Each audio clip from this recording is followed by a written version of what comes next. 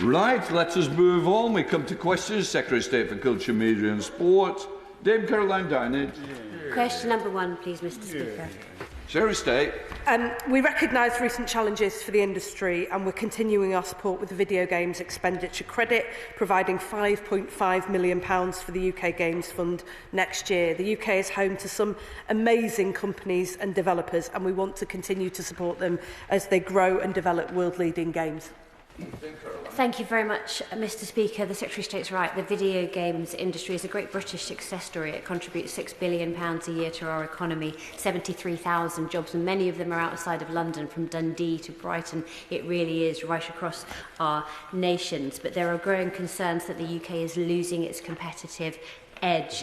Our tax relief rates have dropped below Ireland, France, Australia and Canada, all our biggest competitors in this. So what is the Minister doing to really push the Treasury on this, to ensure that our video games expenditure credits and everything else are up to date, so we're really retaining our competitive edge in this vital sector?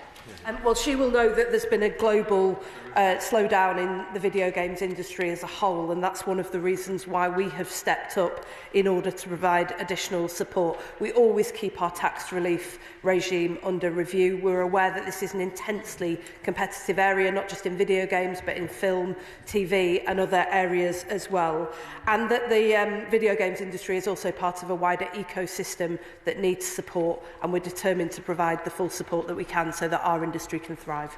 Davies. Question 2, please, Minister. Mr. Speaker, I'm glad to say that we have a very thriving TV industry in Wales. We not only have our own broadcaster, S4C, but we also have phenomenal studios, including just outside my own constituency, the Dragon Studios, where Willow was produced with the magnificent Warwick Davies. And above all, of course, we have Gavin and Stacey. If I might, Mr. Speaker, I know it's completely out of order, but could I just say thank you to Dawn in the tea room, who's retiring today. And Davies. Mr. Llefarydd. Only 41.9% of my constituency in Caerfyrddin has gigabit availability, compared to the UK average of 78.5%.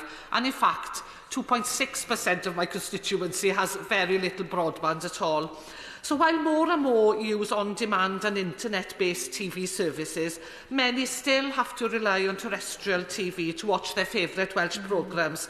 So will the Minister support TV industry in Wales and reassure viewers in my constituency that broadcast TV will remain available for them all to enjoy? I think it's a three-part series, Mr. Speaker. But I commend her on managing to get gigabit-capable broadband, which is my other responsibility as a DSIT minister into this. Of course, we're determined to try and make sure that across her constituency, everybody is able to take part in the digital future. That's also, incidentally, why we published a digital inclusion strategy yesterday, which I very much hope all members will support. Liz Jarvis. Question number 3, Mr. Speaker. Minister.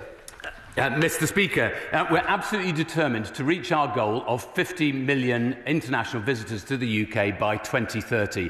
I'm very hopeful that the electronic travel authorisation system will be simpler and will make it easier and safer for people to be able to visit the UK in the coming years. Liz Jones. Thank you, Mr. Speaker. Our travel, tourism and hospitality sectors continue to face huge challenges. Yet the Home Office's own impact assessment of the 60% increase to electronic travel authorisation fees concluded that it could reduce the number of tourists wanting to come here and result in a loss of revenue to the wider economy of £734.7 million over 5 years. If the government is going to succeed in achieving the 50 million inbound tourism target by 2030, wouldn't an agreement between the EU and UK to facilitate easier travel be a good place to start? Well, I'm absolutely delighted that even the Liberal Democrats are citing our target of 50 million international visitors by 2030. We've got that in 3 times in this session already now. But she's right. Of course, we've got to bear all the issues in mind that could affect those numbers. I don't know whether she's seen the recent video that's been produced by Visit Britain, starring Great Britain, which includes film clips from James Bond and Tom Cruise and many others. But we're determined through the Visitor Economy Council to make sure that we do reach those numbers, and of course we'll work with the Home Office to try and mitigate the problems that we may have. Secretary Batty, Shadow Minister. Thank you, Mr Speaker. According to Visit Britain, the estimated value of inbound tourism in 2024 will be in the region of £31.5 billion and therefore is a huge economic contributor to the United Kingdom. Alongside the rising cost of the ETAs, when speaking to tourism businesses that rely on seasonal tourism, there is great concern that the reduction in national insurance thresholds and the rise in employers' NIC means many more workers will now be caught in a damaging tax trap. It will mean businesses now have to reconsider how many people, many of them young and many of them in their first jobs, how many of them they'll employ in order for them to remain profitable. So does the Minister have an impact assessment on the impact of those NI rises, and what does it say about how many jobs will be created or lost as a result of Labour's job tax trap? Well, you see, one of the problems with the Conservatives is that they want us endlessly to spend more money on things, but they don't want to find the money to be able to afford that expenditure. Now, look, there are lots of things that affect the tourism industry in the UK. I think he misstated his millions for his billions, incidentally, what he said earlier. But I think it's really important that we look at how we can extend the season in the UK, how we make sure that more international visitors don't just come to London and the South East, but go visit across the whole of the United Kingdom. And that's precisely the kind of thing that I hope we'll be able to incorporate into our national tourism strategy, the first time the UK will ever have had one, this autumn. Rhondda just. Question number 4, please, Mr Speaker.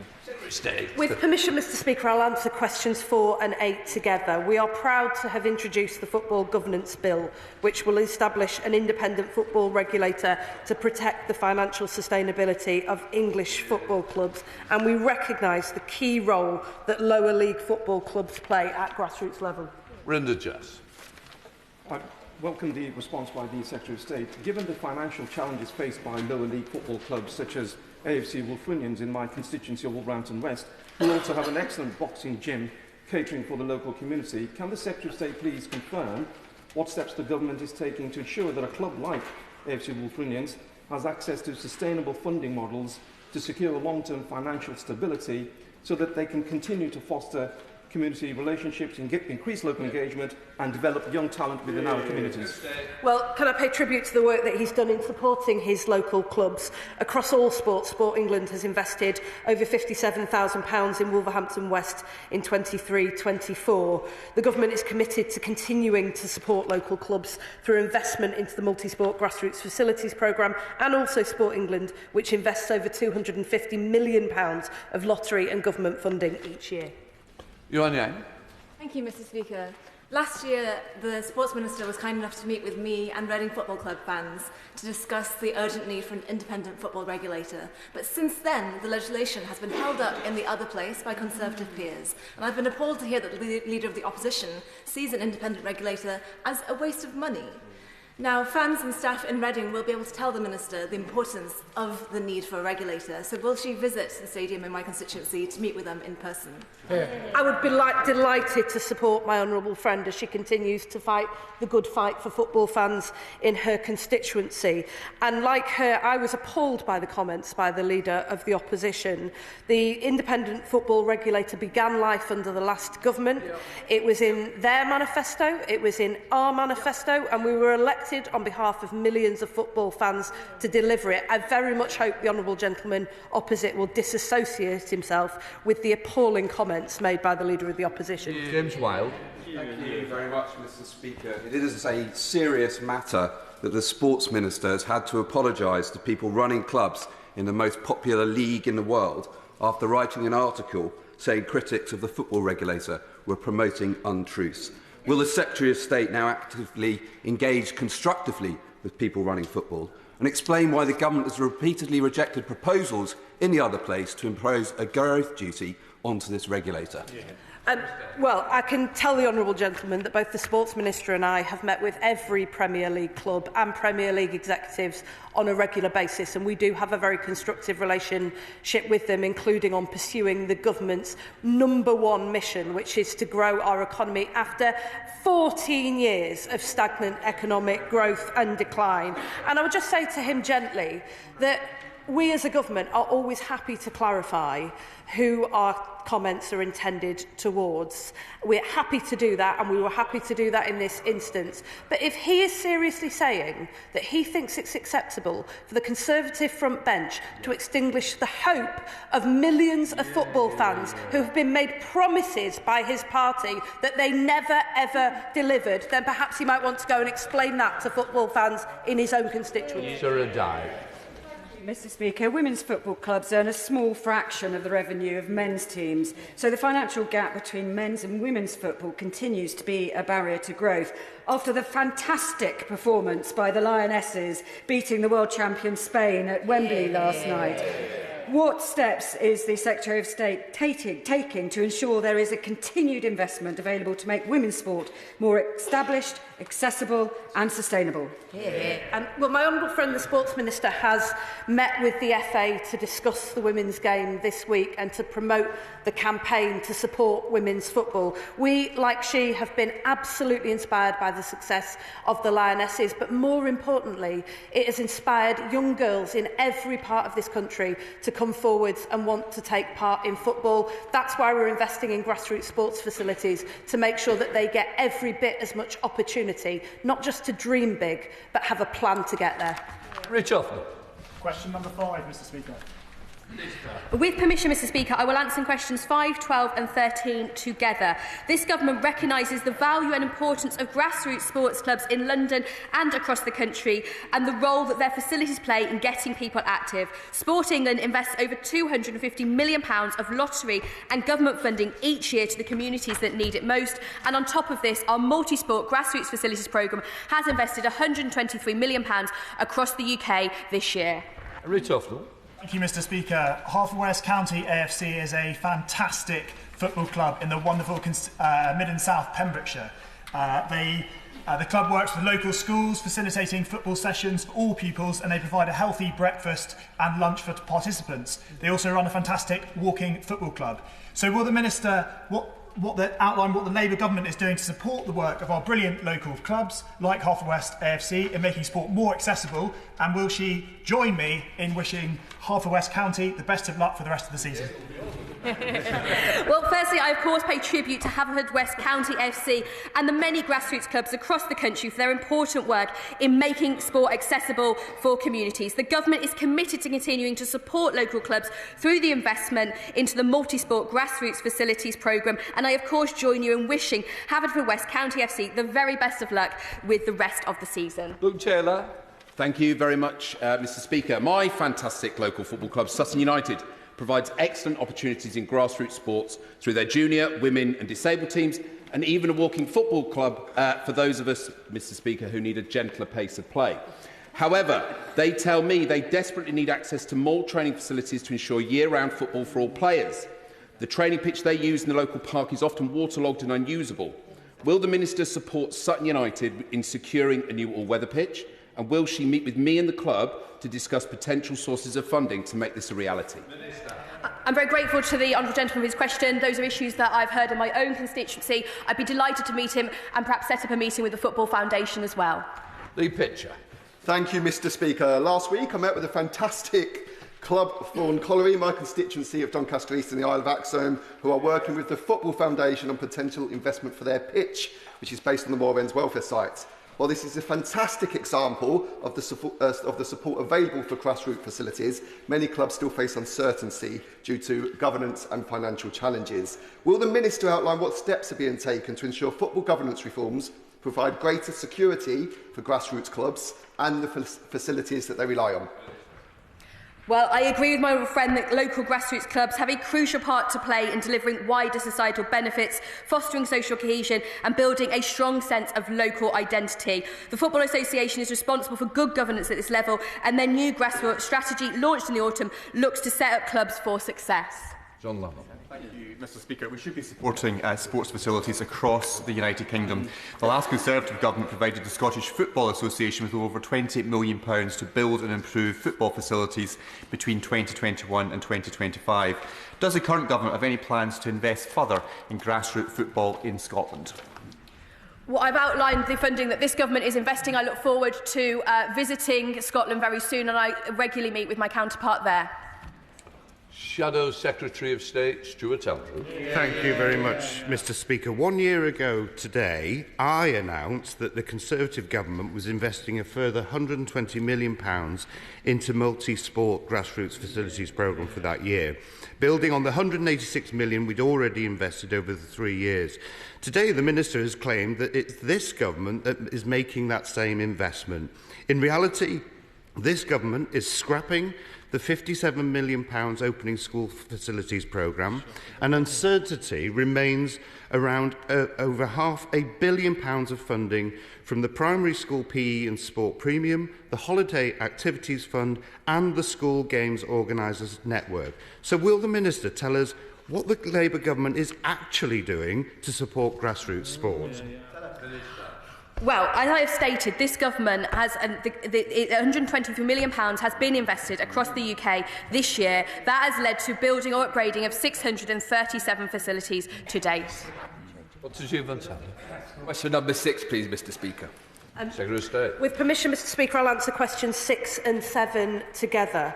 The creative industries are one of the industrial strategy's 8 priority sectors, and they play a critical role in driving growth across the country. In January, we named West Yorkshire as a creative industries priority region, with funding to be devolved to support growth in the region. That is a sign of our belief in West Yorkshire and the role that they have played and will continue to play in the heritage, culture and arts and cultural life of our nation.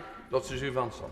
Thank you, Mr Speaker. Local theatres, arts centres and galleries enrich our lives and our local economies. Each job in the creative sector creates 2 elsewhere in our local economy.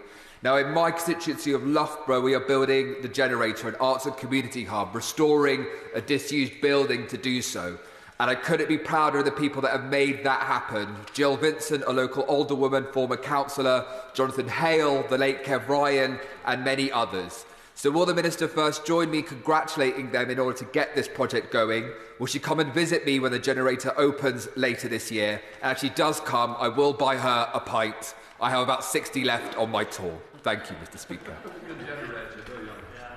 I mean, Mr Speaker, you will know that I've never willingly turned down a pint, so he is tempting me with that offer. Can I say to him as well, to congratulate him on the work that he's doing to support cultural life in his own constituency. Last week, as I said, we announced the Arts Everywhere Fund in memory of the legacy of Jenny Lee, who was the first ever Arts Minister and 60 years ago this year published the UK's first ever Arts White Paper. That included £85 million for precisely the infrastructure that he describes. It was left to crumble under the last government. We are determined to support it. Anna Dixon. Thank you, Mr Speaker, and thank the Minister for her earlier response. This year, Bradford is the UK's City of Culture. This is a fantastic opportunity to show off the creative talent of our wider district, including Shipley constituency. And it could be the springboard for unleashing the economic potential of our city and area that has too long been unrecognised. So can the Minister assure me that the Government will help to secure the legacy of Bradford 2025 and support our creative industries to fuel economic growth? Can I say to her what a delight it was to visit her constituency with her, and also to celebrate the Bradford City of Culture with the Mayor, Tracy Brabin, and others recently in Bradford. She'll know that we've committed £15 million for Bradford 2025, and as part of that, we expect 6,000 training opportunities and 6,500 jobs to be created. I am sick and tired of seeing jobs created in parts of the country where children just down the road could no more dream of going to the moon than of getting those jobs. That's why we're investing in young people and the next generation, so that they can become the storytellers of the next chapter of this country. Robin Moore. Thank you, Mr Speaker. In a statement released 2 months ago, the Government claimed that Bradford City of Culture will generate £700 million of growth for the district by 2030, and 6,500 new jobs will be created. About £40 million of taxpayers' money has already been allocated to Bradford City of Culture. £40 million is, of course, the same financial black hole that Bradford Council faces as they cut services to children with special educational needs and sell off local assets. Centre for Cities Davies say that the government has massively overstated the economic benefit that City of Culture brings. So in the interests of transparency, will the Secretary of State release the impact assessment that was made to reach the £700 million figure and the job growth that they say will be created? The impact assessment, as he should know, was done under the last government. And I'm slightly confused. Is he against the City of Culture, Mr. Speaker, or does he just think that Bradford doesn't have a full contribution to make to this country's cultural life? We believe in Bradford, we believe in its people, its history, its heritage, and the future of what it can contribute to the UK. Jess Brownfather. Speaker, and I refer members to my register of interests. Mr. Speaker, much like Loughborough and Bradford, Chichester is a city that punches well above its weight in terms of its creative and cultural offering.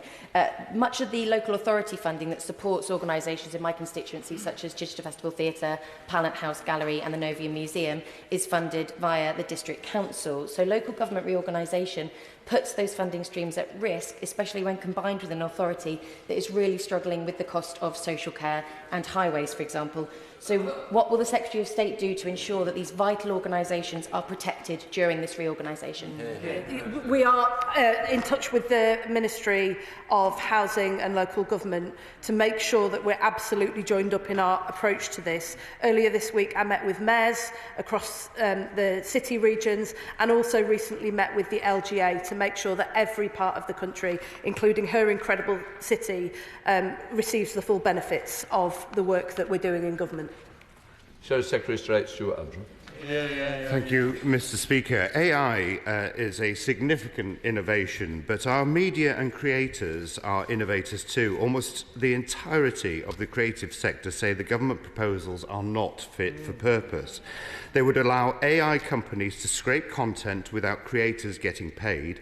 And now UK AI said Labour's plans would damage public confidence in AI industry and hinder the industry.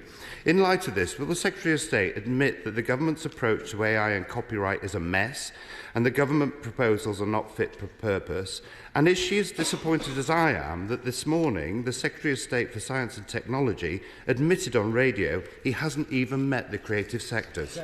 Well, look, I can tell him that my honourable friend and I, who is also a joint minister in DC, meet with the creative industries regularly, and we are absolutely crystal clear. The creative industries have been powering the British economy for decades, and as our future economy moves towards high consumption, the creative industries will be even more critical to our future success. But can I also gently say to him that this is an issue that his government failed to grip for a long time. What we are doing is delivering certainty through a copyright regime that provides creators with real control and transparency and helps them license their content while supporting AI developers' access to high-quality material so that they can train leading AI models in the UK. We're working with our fantastic creative industries to get that balance right. What we're not prepared to do is what his government did for 14 years and leave this country with uncertainty, drift and low economic growth. Liberal Democrat spokesperson Max Wilkinson. Thank you, Mr. Speaker. The creative industries are contributed hugely by touring performers, but sadly, Best for Britain estimates that since Brexit, the number of touring performers from the UK going to the EU has fallen by a third. Elton John and David Furnish backed the Cut the Red Tape campaign, which asks for an exemption in the Trade and Cooperation Agreement. Touring performers, Mr. Speaker, are still standing, but they shouldn't be asked to make the sacrifice imposed by the previous government's failed Brexit deal. So will ministers show me that they don't have a cold, cold heart by agreeing to meet with me and representatives of the campaign? And will they promise me it's not going to be a long, long time before touring performers get the support they deserve? Mr. Speaker, I'm pleading with ministers, don't go breaking my heart. I mean, all I can say is he's lucky that it's me answering this question and not my honourable friend, or would be here for several hours. My honourable friend met with the EU Commissioner on precisely this issue yesterday. We firmly believe that closer cooperation with our friends and allies across the European Union is not just in our interests, but in their interests as well. And we are seeking closer agreement on this issue. Josh Dewberry. 9, please, Mr. Speaker. We are absolutely committed to supporting small and large theatres across the UK. That's one of the reasons why we specifically announced capital funding, as the Secretary of State just said, of £85 million for theatre and other cultural infrastructure across the whole of the UK. Speaker, and I thank the Minister for that response. In my constituency of Cannock Chase, formerly represented, of course, by the great Jenny Lee, the council-owned theatre and museum are due to close in just 2 months' time. Passionate members of our community have come together to form the Cannock Chase Theatre Trust and the Chase Heritage CIC to save these precious venues. Would the Minister join me in thanking these groups for all their efforts, and would he set out how the government is supporting community groups like these to take on culture and heritage venues that are at risk?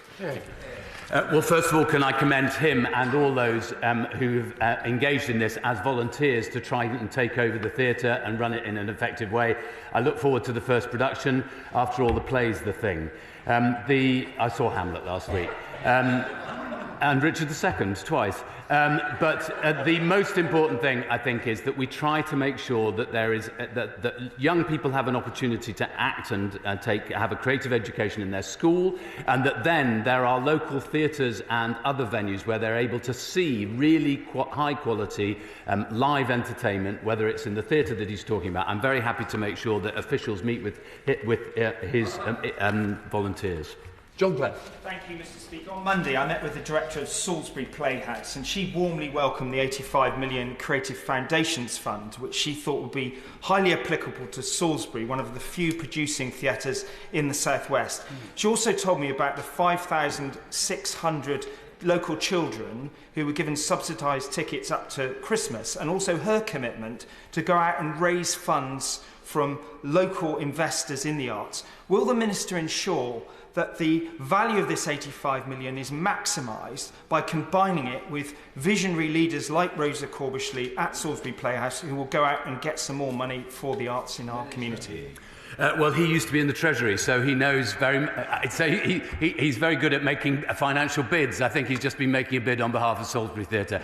Look, we warmly commend the work that they're doing there. And of course, it's brilliant if you can get lots of kids, as I just said, coming into theatres. I want every single child, as part of their education, to be able to see live theatre, live music, because I think that's part of what stirs their creative opportunities in their life as well. Yes, we're looking at whether there are other ways of bringing in not only commercial money, but also philanthropic money to try and match fund the kind of funding that can come from government. Greg Smith. Number 10, sir. I know the honourable member is a keen supporter as chair of the all-party group on Formula 1 and motorsport, and I pay tribute to all the work they are doing to support motorsport in the UK. I met with Formula 1 last month, and I congratulate them on their 75th anniversary. Greg Smith. Thank you, Mr. Speaker. It's a world championship, but predominantly British success story. And so as Formula 1 celebrates their 75th anniversary, wouldn't the best way for government to join those celebrations to be to get behind the efforts that are being put in by Susie Wolff and others to get more women into the sport, and also back the Hamilton Commission in getting more people from more diverse backgrounds to participate in motorsport at all levels? Well, I pay tribute again to the honourable gentleman for all his work. The milestone provides an excellent opportunity to reflect on the sport's long history in the UK and the huge contribution it makes. I echo and agree with the comments he makes about the diversity. F1 also has a significant economic impact. 7 out of 10 Formula 1 teams are based in the UK, collectively generating £1.9 billion in turnover in 2022. We now come to topicals. Total Crichton. Number 1, Mr. Speaker. Secretary of State. Thank you, Mr. Speaker. Since the House last met, we have been delighted to announce £270 million of funding to breathe life into our arts, culture and heritage institutions across the country. We've made significant progress on the football bill in the other place, which is bringing hope to millions of football fans. We're celebrating a wealth of British talent, from the BAFTAs to the Brits, and will shortly announce the biggest national conversation with young people in every part of the country, which will inform the first national youth strategy in over a decade. Uncle Crichton. Thank you, Mr. Speaker. Can I tempt the Minister on a voyage to a far-off island? St Kilda is almost 50 miles off the coast of Lewis, comes within my constituency and within the Minister's remit as one of these rare things, a UNESCO double World Heritage Site. Would the Minister meet with me and representatives of the EU community in Lewis who want to build a global interpretation centre, a template for remote viewing of these vulnerable sites? the meeting could be here in Whitehall, in Eugene Lewis, or on St Kilda. Sorry, I'd be absolutely delighted to come to St Kilda. I think there are quite a lot of members of the House who quite like to send me to St Kilda for a very prolonged period. It's nice to unite the House, isn't it? You're so cruel. No, but it's a very important point that St Kilda is unique, the archipelago. Since the last 36 people left in 1930, it's been run by the National Trust. It's a double, as he says, a double UNESCO World Heritage Site, and we really want to make sure that we make the best of it. It is topical sports, thank you. Shadow Minister Louis French. Thank you, Mr Speaker. At the end of last year, the Minister for Sport stated the importance of greyhound racing to the nation's culture and economy. But last week, Labour in Wales announced its intention to ban greyhound racing as soon as practically possible. Will the Secretary of State tell us who she agrees with, her Sports Minister or the Deputy First Minister, and will she make clear if she is planning to ban greyhound racing across the UK?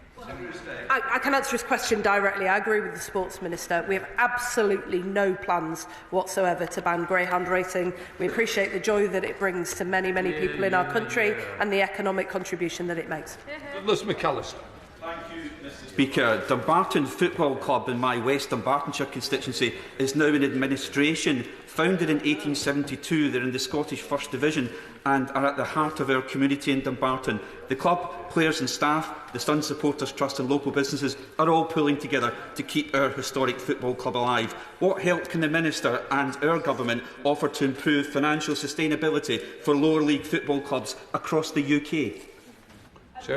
Well, having been through the experience of my own club, Wigan Athletic, in administration in recent years, my heart absolutely goes out to him and every fan who are working together to try and save a social asset that means so much to people in the community, and I wish him every success.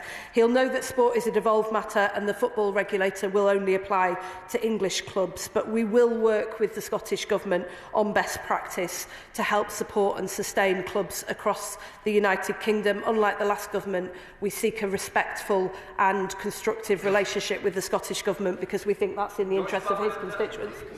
Thank you, Mr Speaker. Swim England have an opportunity to allocate an underspend in the Swimming Pool Support Fund to project-ready pools like Eastbourne Sovereign Centre, where I learnt to swim, but they've said that the current 2 interventions per site policy is preventing them from doing so. Will the Minister meet with me to discuss changing this policy before the fund expires this year so that the Sovereign Centre is in with a shot? We'd be happy to look at his specific case if my honourable friend wants to supply me and the department with details. The maximum of 2 interventions is an important principle to make sure that the maximum number of communities feel the benefit of the funding that we're able to award. He'll know that the Sovereign Centre in Eastbourne has been awarded £91,000 in funding awards as part of phase 2 of our Swimming Pool Support Fund. But if he sends me the details across, I'll make sure that we do take that seriously. Thank you very much, Mr Speaker. Alongside our theatre and museum, which I mentioned earlier, we also have brilliant small music venues like the Station in Cannock. All of them are giving our budding actors, museums, curators and musicians a foot on the ladder, but we still long for the opportunities that are open to children in other parts of the country. So can my right honourable friends set out what discussions they've had with colleagues on routes into creative sectors for our young people? I met with people yesterday from Live, and we are still very keen on trying to ensure that there is a levy on arena tickets to make provision for small music venues across the UK, because that is where most young people will have their first experience of live music. We're determined to get there as soon as possible. And if I might just correct the record, Mr Speaker, I said earlier that the 85 million would apply across the whole of the UK. Of course I was wrong. It's only England. More money for us. Wendy Chamberlain. Mr Speaker, 4 years ago the Stanza Music Poetry Festival in St Andrews experienced difficulties bringing EU creatives over to St Andrews to perform. Those issues still exist. I note her response to my honourable friend, but warm words are more than warm words are needed. When will we see a timescale on improving the situation?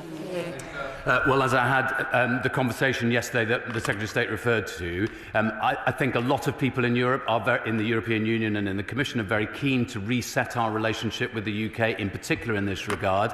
I won't name the European Minister, but when I sat down opposite him and said, "What's the most important thing I can do for you?" he said, "Get me tickets for Oasis." So I think it's very important that they're able to see our great musicians touring across the whole of Europe. Dr Rupert. Thank you, Mr Speaker. 1,000 musical acts from Annie Lennox to 07 have released an album of blank tracks because that's where they feel the text and data mining exception is leading them. Can my honourable friends look into this so that great British creativity is not substituted for AI buttery? Well, and I think Kate Bush was running up that hill as well. Look, the truth of the matter is, I've said many, many times, we will not progress in this area unless we are absolutely certain that we will be securing more licensing of content by British creatives rather than less. That is absolutely key to what would be success for us, and I hope that people will take us at face value on that. We're all about. Mr Speaker, I don't have a song title to go with this, but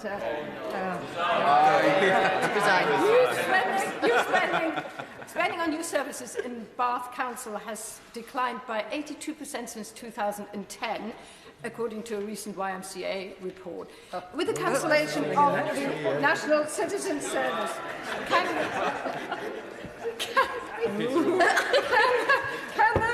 Minister tell us whether this money will be reallocated to support youth services in areas like mine? Well, can I say to her that we were astonished when we took office back in July to discover that there was no national youth strategy to help shape and grip the challenges facing a generation. We are determined to change that. We've moved at pace in order to set up the youth steering group that is launching the consultation imminently, the biggest conversation we've ever had with this nation's young people. We're also allocating over £85 million worth of capital funding to create welcoming spaces for young people through the new Better Youth Spaces Fund, and I can assure her that young people remain our top priority. Look, I can't get people in. All these people aren't going to get in now. Callum Anderson. Thank you, Mr Speaker. Football clubs are far more than 90 minutes of entertainment on match day. They're also powerful engines of community outreach, which provide lifeline for vulnerable people. In the Buckingham Bletchley constituency, Milton Keynes Don's Sport and Education Trust offer a variety of programmes for those battling dementia or who have suffered from brain trauma or stroke. Can the Secretary of State explain to the House how the Football Governance Bill will help those clubs' ability to continue giving those programmes? How grateful I am to him for his support, not just for his local club, but for the Football Governance Bill that this government has introduced. It will ensure financial sustainability in the game. It will put fans back at the heart of decisions that are made about their own clubs, and it will ensure that fit and proper owners are in charge of these vital social assets. Patrick Spencer. Final question. We heard about financial crisis facing football earlier, but there's also one facing Rugby Football Union. No one likes the RFU, not least because of the whopping bonuses they hand out. Can the Secretary of State please let me know what conversations she's having internally about the crisis facing English rugby in this country? Our friend, the Sports Minister, has recently met with the Rugby Football Union. We appreciate that there are serious challenges in this area and we are determined to grip them. I'm sorry, that's all we can get in. What I want to suggest is get on to government. I really do think we need an hour with how many people want to contribute.